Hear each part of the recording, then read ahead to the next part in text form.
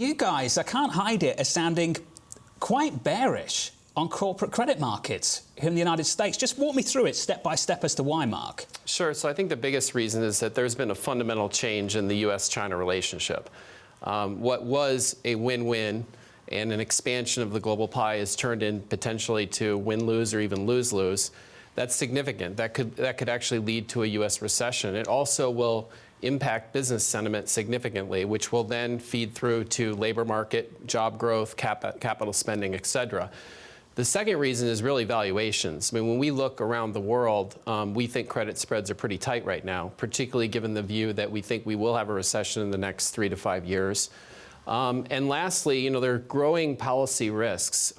Monetary policy can't bail out asset markets at these valuations to the degree they could historically.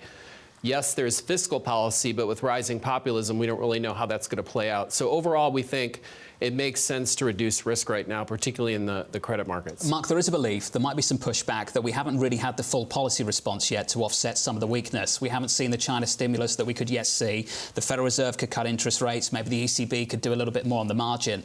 What's your message to the people that take some comfort from the prospective policy response that we haven't had yet?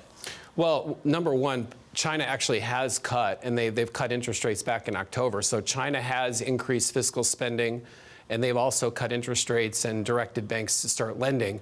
The Fed is also, the markets are now pricing in actually 2 rate cuts, even 3 by the end of next year. So the markets are starting to sense that. The issue is that the private sector is slowing. Growth is slowing globally.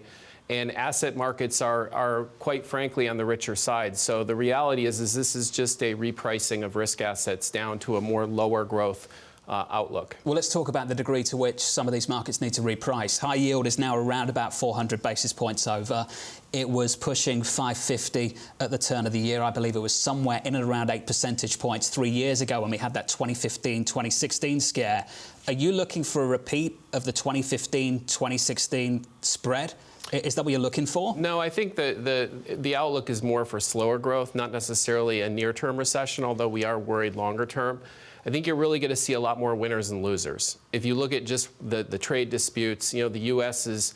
has trade, but less so than Europe. For example, trade in Germany is 2 to 3 times what it is in the U.S. So all things equal, take more risk in the U.S. There's also domestic sectors here in the U.S. that benefit from low interest rates. We're adding 2.5 million private sector jobs. So the fact is that some areas of the U.S. economy, the consumer, healthcare, the telecommunications industry, housing, we're still quite constructive on. So let's talk about sectors, and then we'll talk about credit grades. I want to talk about the triple Bs with you as well. The sectors you're adding to, you've just mentioned some. The sectors you're pulling back from, which are they? So we've been cautious on autos for quite some time. It's not just disruption in terms of electric vehicles, but it's the fact that clean energy is a big deal. We're also later cycle. We're also worried about disruption in the retail sector. So we've been quite focused on Amazon. We've been underweight the retail sector. We're also more cautious on just global cyclicals, given the fact that we think growth is going to slow.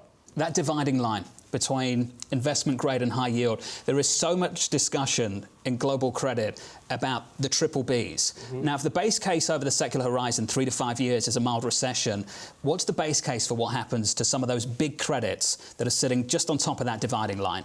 So I think the agencies have allowed these companies to run with more leverage. That's concerning, given the fact that we could have a recession. This trade dispute with China is real, and it's a significant risk. And it is possible that some of those companies could lose their ratings, and that would lead to forced selling. Overall, when you look at these triple Bs, a lot of them do produce significant free cash flow. A lot of them, their domestic revenues are pretty robust, high margins, strong free cash flow. So I don't think it's going to lead to a systemic issue, but there's going to be a lot more volatility in credit markets. There's going to be more losers. And so I think active management plays a huge role. That's something that Pimco does quite well with 60 analysts, and so far we're navigating the markets pretty well. I'm going to be catching up with Manny Roman and Dan Iverson about that a little bit later. I imagine they're going to say exactly the same thing about active management. Just to wrap things up, Mark, on the triple Bs issue, how are you approaching that just in terms of active management? What are you doing in and around those companies that have that grade? Sure. So the reality is that there's significant opportunity out there in differentiation. There's sectors with very high barriers to entry, like the pipeline industry, LNG, for example.